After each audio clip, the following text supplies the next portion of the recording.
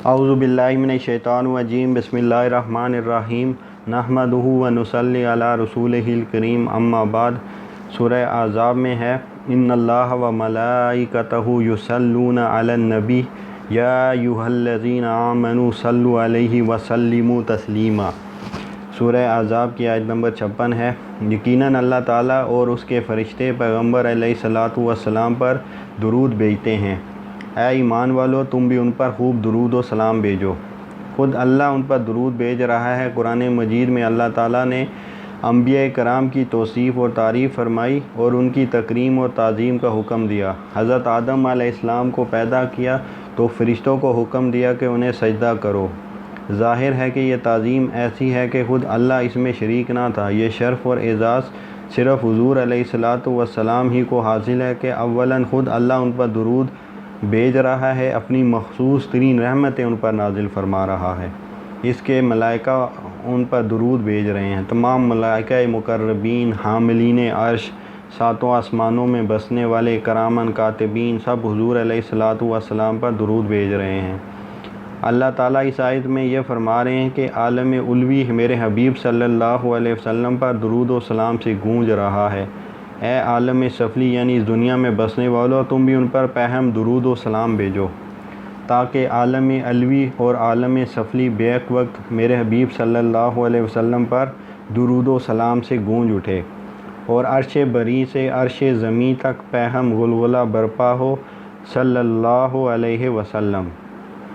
علامہ محمود آلوسی رحمہ اللہ روح المعانی جو تفسیر ہے اس میں لکھتے ہیں کہ اللہ تعالیٰ نے کسی امت کو حکم نہیں دیا کہ وہ اپنے پیغمبر پر درود و صلات بھیجیں۔ یہ خصوصیت حضور اقدس علیہ الصلاۃ والسلام ہی کی ہے کہ ان پر درود بھیجنے کا حکم ہوا۔ اب بعض لوگ اس میں کہتے ہیں کہ ہمارے درود کی انہیں حاجت کیا ہے۔ وہ لوگ جو دین میں قط حجتیاں کرتے ہیں، کہتے ہیں کہ اللہ اور اس کے فرشتے حضور پر صلات و سلام بھیجتے ہیں تو ہمارے درود کی انہیں کیا حاجت ہوئی۔ جب خود اللہ ان پر درود بھیج رہا ہے تو ہمارے درود کی انہیں کچھ احتیاج نہیں۔ اگر اس زاویہ نگاہ سے دیکھا جائے تو وہ ذات گرامی جس پر خود اللہ درود بھیج رہا ہے فرشتوں کے درود کی بھی محتاج نہیں۔ حقیقت یہ ہے کہ اللہ نے یہ حکم محض اکراماً و تعظیماً رسول اللہ صلی اللہ علیہ وسلم دیا ہے اور ہم پر شفقت کی کہ اس بہانے ہم بھی اجر و ثواب کے مستحق ٹھہریں۔ اب مسلم اور ابو داؤد کی ایک حدیث ہے کہ نبی پاک نے ارشاد فرمایا جو مجھ پر ایک درود بھیجتا ہے اللہ تعالیٰ اس پر 10 رحمتیں نازل کرتا ہے۔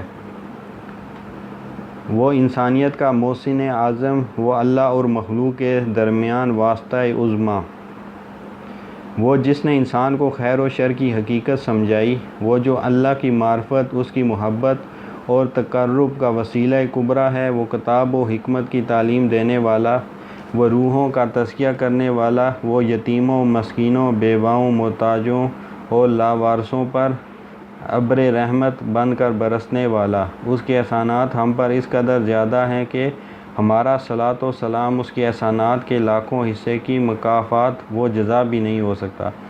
اس لیے اہل اللہ نے کہا کہ صلاۃ و سلام کی کسی مقدار پر بھی پہنچ کر یہ خیال نہ کرو کہ تم نے سرور دو عالم کا حق ادا کر دیا، یہ تو تم نے اپنے ہی لیے رحمت کا سامان کیا۔ اگر تمام امت محمدیہ کے افراد مل کر صبح شام مسلسل اور پہم ان پر درود و سلام بھیجیں تو بھی اس محسن اعظم کا حق ادا کرنے سے یکسر قاصر رہیں گے۔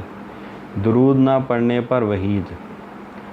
حضرت کعب بن عجرہ رضی اللہ عنہ کہتے ہیں کہ حضور علیہ الصلاۃ والسلام نے فرمایا کہ ممبر کے پاس آ جاؤ، تو ہم لوگ پاس آ گئے۔ جب حضور علیہ الصلاۃ والسلام ممبر کے پہلے پائے پر قدم رکھا تو فرمایا آمین۔ جب آپ نے دوسرے پر قدم رکھا تو پھر فرمایا آمین۔ آپ جب تیسرے پر قدم آپ نے رکھا تو آپ نے پھر فرمایا آمین۔ جب آپ خطبے سے فارغ ہو کر نیچے تشریف لائے تو ہم نے عرض کیا کہ ہم نے آج آپ سے ممبر پر چڑھتے ہوئے ایسی بات سنی جو پہلے کبھی نہیں سنی تھی۔ آپ نے فرمایا کہ اس وقت جبرائیل میرے سامنے آئے تھے، انہوں نے کہا کہ رحمت سے دور ہو وہ شخص جس نے رمضان کا مہینہ پایا اور اس کی مغفرت نہ ہوئی۔ میں نے کہا یا اللہ قبول فرما۔ جب دوسرے پائے پر میں نے قدم رکھا تو جبریل نے کہا رحمت سے دور ہو وہ شخص جس کے سامنے آپ کا ذکر کیا جائے اور وہ آپ پر درود بھیجنے کی بھی زحمت نہ کرے۔ میں نے کہا یا اللہ قبول کر۔ جب میں نے تیسرے پائے پر قدم رکھا تو انہوں نے کہا رحمت سے دور ہو وہ شخص جس کے سامنے اس کے والدین یا ان میں سے کوئی بڑھاپے کو پہنچے اور وہ اس کو جنت میں داخل نہ کرائیں۔ میں نے کہا یا اللہ قبول کر۔ اب آپ غور کریں کہ حضرت جبرائیل علیہ السلام جیسا مقرب بارگاہ الہی فرشتہ جس کے لیے بدعا کرے، اور سرور کونین حضرت محمد مصطفیٰ صلی اللہ علیہ وسلم جس بدعا پر آمین کہیں، اس سے زیادہ سخت بدعا کون سی ہو سکتی ہے؟ بس حضور علیہ الصلاۃ والسلام کا نام لکھتے وقت اور بولتے وقت صلاۃ و سلام کا التزام چاہیے، گو عبارت لکھتے ہوئے یا دوران گفتگو بہت دفعہ بھی آپ کا اس میں گرامی آئے، ہر بار نئے ذوق و شوق کے ساتھ اور نئے بلبلے کے ساتھ درود بھیجنا چاہیے۔ وہ جنہوں نے اپنی پوری زندگی ہمیں سنوارنے کے لیے کھپا دی، افسوس ہے کہ ہم ان کے اس میں گرامی پر اپنے ہونٹ بھی نہ ہلائیں، یہ بہت بڑا بخل ہے۔ نسائی شریف میں ہے، حضور علیہ الصلاۃ والسلام نے فرمایا بخیل ہے وہ شخص جس کے سامنے میرا ذکر کیا جائے وہ مجھ پر درود نہ بھیجے۔ حضرت ابو ذر رضی اللہ عنہ کی روایت میں تو آپ صلی اللہ علیہ وسلم نے اسے بخیل ترین انسان قرار دیا جو آپ کے اسم گرامی کو سن کر درود نہ بھیجتا ہو۔ ابو ذر رضی اللہ عنہ کہتے ہیں کہ حضور علیہ الصلاۃ والسلام نے فرمایا میں تمہیں نہ بتاؤں کہ بخیل ترین انسان کون ہے؟ صحابہ نے عرض کیا کیوں نہیں یا رسول اللہ؟ آپ نے فرمایا جس کے سامنے میرا ذکر کیا جائے وہ مجھ پر درود نہ بھیجے تو وہ بخیل ترین انسان ہے، اور جس شخص کو رحمت للعالمین صلی اللہ علیہ وسلم بخیل ترین انسان فرمائیں تو اس کی بدبختی میں شک و شبے کی کیا گنجائش باقی رہ جاتی ہے۔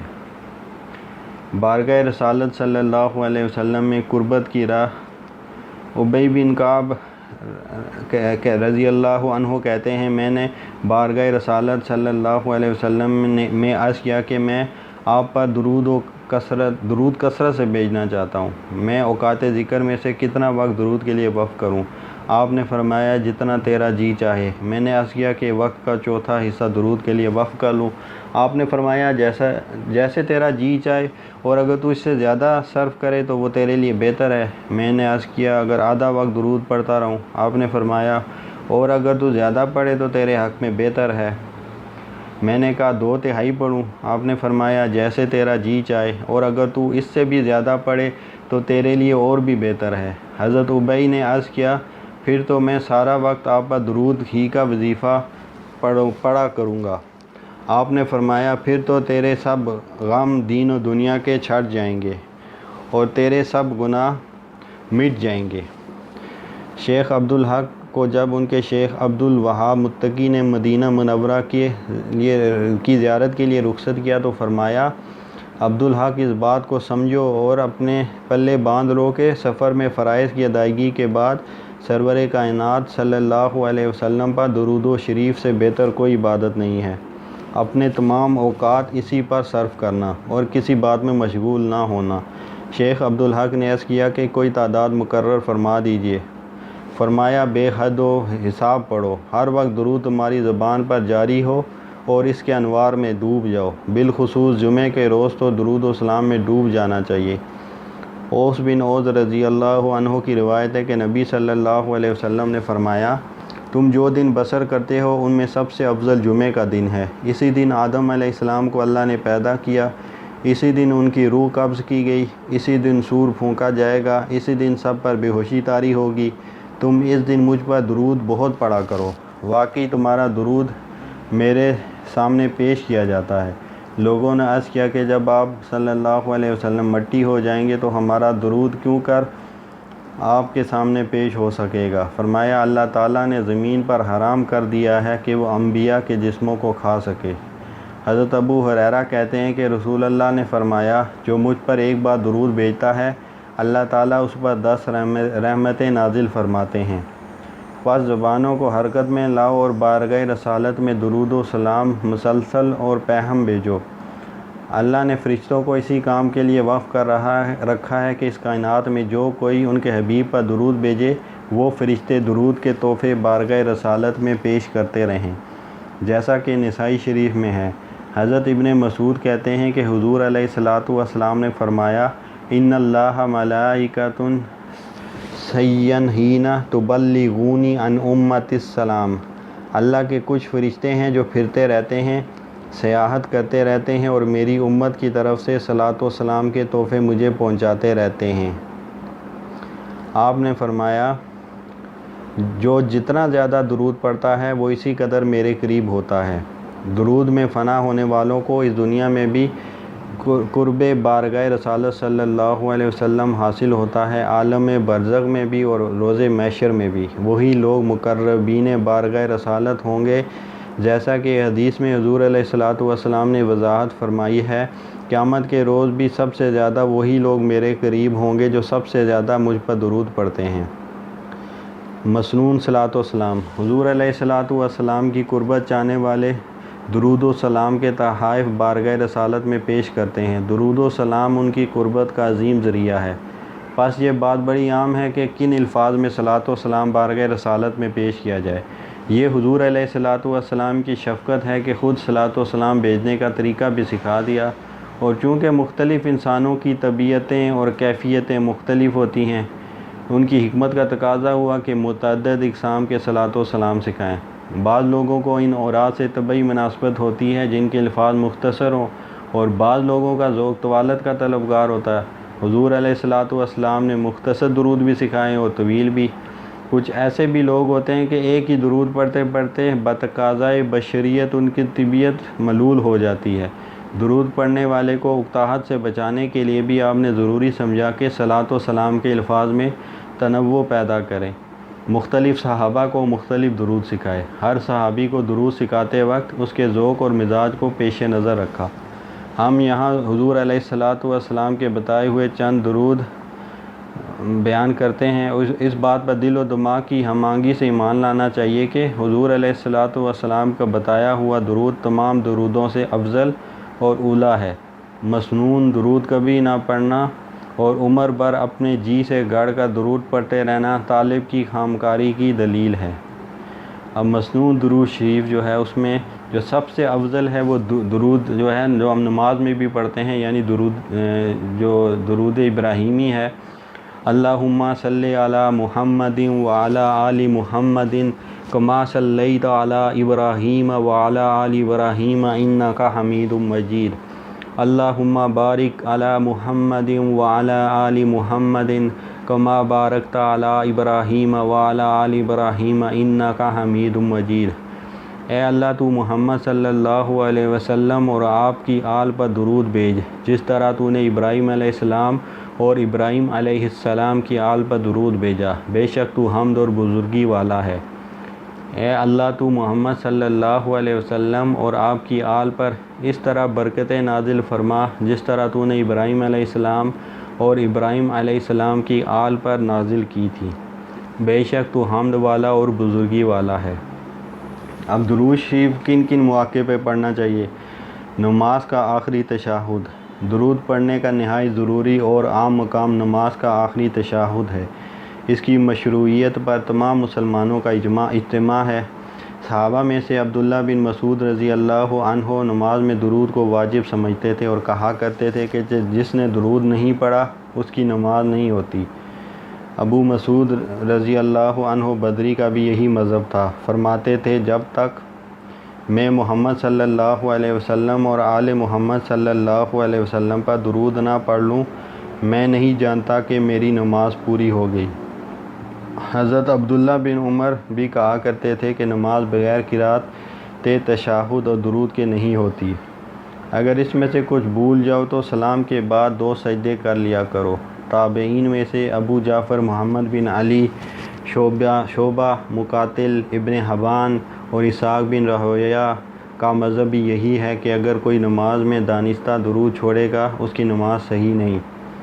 امام شافعی کا مذہب بھی یہی ہے کہ آخری تشہد میں درود واجب ہے۔ مسائل مروزی میں ہے کہ امام احمد سے کہا گیا کہ ابن راہویہ یہ کہتے ہیں کہ اگر کوئی شخص نماز میں درود کو چھوڑ دے تو اس کی نماز باطل ہو جاتی ہے۔ فرمایا میں تو ایسا کہنے کی جرات نہیں کرتا۔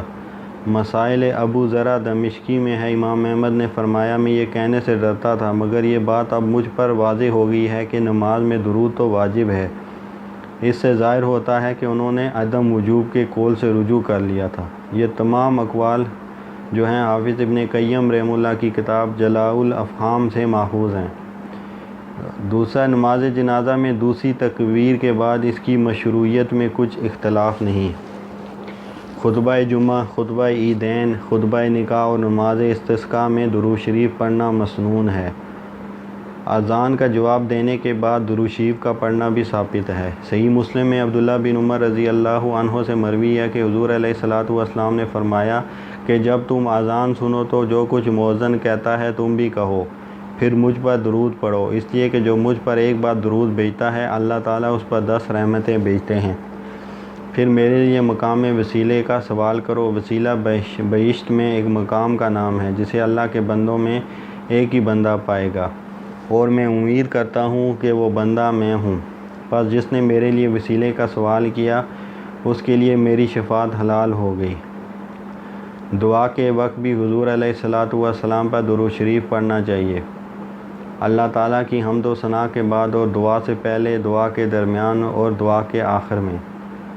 فضالہ رحمۃ اللہ علیہ کی روایت ہے کہ حضور علیہ الصلوۃ والسلام نے فرمایا، جب کوئی دعا مانگنے لگے تو ابتداً اللہ تعالیٰ کی حمد و ثنا سے کرے، پھر حضور علیہ الصلوۃ والسلام پر درود پڑھے، پھر جو چاہے دعا مانگے۔ امام ترمذی نے حضرت عبداللہ رضی اللہ عنہ سے روایت کی ہے کہ میں نماز پڑھتا تھا اور حضور علیہ الصلوۃ والسلام کے ساتھ حضرت ابو بکر اور حضرت عمر رضی اللہ عنہ تھے۔ جب میں بیٹھ گیا تو میں نے پہلے اللہ تعالیٰ کی ثنا کی، پھر حضور علیہ الصلوۃ والسلام پر درود پڑھا، پھر اپنے لیے دعا مانگی۔ حضور نے فرمایا، جو مانگنا ہے مانگ، تجھے عطا کیا جائے گا۔ مسجد میں داخل ہوتے وقت اور باہر نکلتے وقت بھی درود کا پڑھنا ثابت ہے۔ ترمذی اور سنن ابن ماجہ میں حضرت فاطمہ الزہرا رضی اللہ عنہا سے روایت ہے کہ حضور علیہ الصلوۃ والسلام جب مسجد میں داخل ہوتے تو اللہم صلی علی محمد وسلم، اللہم اغفر لی ذنوبی وافتح لی ابواب رحمتک پڑھتے، اور مسجد سے نکلتے وقت یوں فرماتے، اللہم صلی علی محمد وسلم، اللہم اغفر لی ذنوبی وافتح لی ابواب فضلک۔ جب بھی کچھ لوگ مل کر بیٹھیں تو منتشر ہونے سے پہلے حمد و صلوات پڑھنا چاہیے۔ ابن حبان نے یہ حدیث بیان کی ہے، یعنی جس مجلس میں حمد الہی اور حضور علیہ الصلوۃ والسلام پر صلاۃ و سلام نہ ہو، وہ مجلس ان لوگوں کے لیے قیامت کے دن حسرت کا سبب ہوگی۔ جمعہ کے روز درود شریف کثرت سے پڑھنا چاہیے۔ حضور علیہ الصلوۃ والسلام نے فرمایا کہ مجھ پر جمعہ کے روز درود کثرت سے پڑھو، اس لیے کہ امت کے بھیجے ہوئے درود کے تحفے ہر جمعے میرے سامنے پیش کیے جاتے ہیں، اور جو مجھ پر زیادہ درود بھیجتا ہے وہی قدر و منزلت کے اعتبار سے مجھ سے قریب تر ہے۔ انسان رنجیدہ ہو، غمزدہ ہو، فکر مند ہو تو درود شریف پڑھنے سے رنج و غم چھٹ جاتا ہے، اور مغفرت طلب کرتے وقت بھی درود شریف کا پڑھنا سود مند ہے۔ جس مقام پر ذکر الہی کے لیے لوگ اکٹھے ہوں وہاں بھی درود کا پڑھنا احادیث سے ثابت ہے، جیسا کہ حضرت ابو ہریرہ رضی اللہ عنہ سے روایت ہے کہ حضور علیہ الصلوۃ والسلام نے فرمایا کہ اللہ تعالیٰ کے کچھ فرشتے سیاحت کرتے رہتے ہیں، جب ذکر کے حلقوں کے پاس پہنچتے ہیں تو ایک دوسرے سے کہتے ہیں کہ بیٹھ جاؤ، جب یہ دعا مانگیں گے ہم آمین کہیں گے، اور جب یہ درود پڑھیں گے تو ہم بھی ان کے ساتھ پڑھتے رہیں گے یہاں تک کہ وہ فارغ ہو جائیں۔ پھر ایک فرشتہ دوسرے سے کہتا ہے کہ کس قدر خوش نصیب ہیں یہ لوگ، یہ اپنے گھروں کو ایسی حالت میں جا رہے ہیں کہ ان کے گناہ بخش دیے گئے ہیں۔ اس حدیث کی اصل صحیح مسلم میں ہے۔ جب انسان کوئی بات بھول جائے اور اسے یاد کرنا چاہیے تو اس وقت درود پڑھنا بھی روایات سے ثابت ہے۔ غیر مسنون درود و سلام۔ یوں تو دین اسلام میں بدعات کا اضافہ روزمرہ کا معمول بن چکا ہے، لیکن اذکار و وظائف میں خصوصاً اتنی زیادہ خود ساختہ اور غیر مسنون چیزیں شامل کر دی گئی ہیں کہ مسنون دعائیں اور اذکار تاکہ نشان بن کر رہ گئے ہیں۔ دیگر خود ساختہ اور غیر مسنون اذکار و وظائف کی طرح درود و سلام میں بھی بہت سے خود ساختہ اور غیر مسنون درود و سلام رائج ہو چکے ہیں، مثلاً درود تاج، درود لکھی، درود مقدس، درود اکبر، درود ماہی، درود تنجینہ وغیرہ۔ ان میں سے ہر درود کے پڑھنے کا طریقہ اور وقت الگ الگ بتایا گیا ہے، اور ان کے فوائد جو کہ زیادہ تر دنیاوی ہیں کا بھی الگ الگ تذکرہ لکھا گیا ہے۔ مذکورہ درودوں میں سے کوئی ایک درود بھی ایسا نہیں جس کے الفاظ رسول اکرم صلی اللہ علیہ وسلم سے ثابت ہوں۔ شریعت میں خود ساختہ اور غیر مصنون افعال کے بارے میں رسول اللہ کے ارشادات ہر مسلمان کی نگاہ میں رہنے چاہئیں، تاکہ اس مختصر اور انتہائی قیمتی زندگی میں خرچ کیا گیا وقت، پیسہ اور دیگر صلاحیتیں قیامت کے دن اکارت اور ضائع نہ ہو جائیں۔ رسول اکرم کا ارشاد مبارک ہے، جس میں دین میں کوئی ایسا کام کیا جس کی بنیاد شریعت میں موجود نہیں، وہ کام مردود ہے۔ یہ حدیث بخاری و مسلم دونوں میں ہے، یعنی کہ متفق علیہ حدیث ہے، یعنی اللہ تعالیٰ کے ہاں اس کا کوئی اجر و ثواب نہیں۔ ایک دوسری حدیث میں آپ کا ارشاد مبارک ہے کہ ہر بدعت یعنی خود ساختہ عبادت گمراہی ہے اور ہر گمراہی کا ٹھکانہ جہنم ہے۔ اس ضمن میں بخاری و مسلم کا روایت کردہ درج ذیل واقعہ بڑا سبق آموز ہے کہ 3 آدمی ازواج مطہرات کی خدمت میں حاضر ہوئے اور آپ صلی اللہ علیہ وسلم کی عبادت کے بارے میں سوال کیا۔ انہیں بتایا گیا تو ان میں سے ایک نے کہا، میں آئندہ ہمیشہ پوری رات قیام کیا کروں گا اور کبھی آرام نہیں کروں گا۔ دوسرے نے کہا، میں آئندہ مسلسل روزے رکھوں گا اور کبھی ترک نہیں کروں گا۔ تیسرے نے کہا، میں کبھی نکاح نہیں کروں گا اور عورتوں سے الگ رہوں گا۔ رسول اللہ صلی اللہ علیہ وسلم کو جب اس واقعے کا علم ہوا تو آپ نے فرمایا، اللہ کی قسم میں تم میں سب سے زیادہ اللہ سے ڈرنے والا ہوں، پرہیزگار ہوں، رات کو قیام بھی کرتا ہوں اور سوتا بھی ہوں، روزے رکھتا بھی ہوں اور ترک بھی کرتا ہوں، میں نے عورتوں سے نکاح بھی کیے ہیں، لہٰذا یاد رکھو جس نے میری سنت سے منہ موڑا اس کا مجھ سے کوئی تعلق نہیں۔ اندازہ فرمائیے، تینوں حضرات نے اپنی دانش میں زیادہ نیکی کرنے اور زیادہ ثواب حاصل کرنے کا ارادہ کیا، لیکن ان کا طریقہ چونکہ خود ساختہ اور غیر مصنون تھا، لہٰذا آپ نے ان کی باتوں پر سخت اظہار ناراضگی فرمایا۔ یہی معاملہ درود و سلام کا ہے۔ خود ساختہ اور غیر مصنون درود و سلام پڑھنا بیکار اور عبث ہے، بلکہ عین ممکن ہے کہ رسول اکرم صلی اللہ علیہ وسلم کی ناراضگی اور اللہ تعالیٰ کے غضب کا باعث بنے۔ لہٰذا وہی درود و سلام پڑھیے جو رسول اللہ سے ثابت ہے۔ یاد رکھیے، رسول اللہ صلی اللہ علیہ وسلم کی زبان مبارک سے نکلا ہوا ایک ایک لفظ جو ہے دنیا کے سارے اولیاء اور صلحاء کے بنائے ہوئے کلمات خیر سے زیادہ افضل اور قیمتی ہے۔ اللہ تعالیٰ ہمیں اس پر عمل کرنے کی توفیق عطا فرمائے۔ وما علینا الا البلاغ۔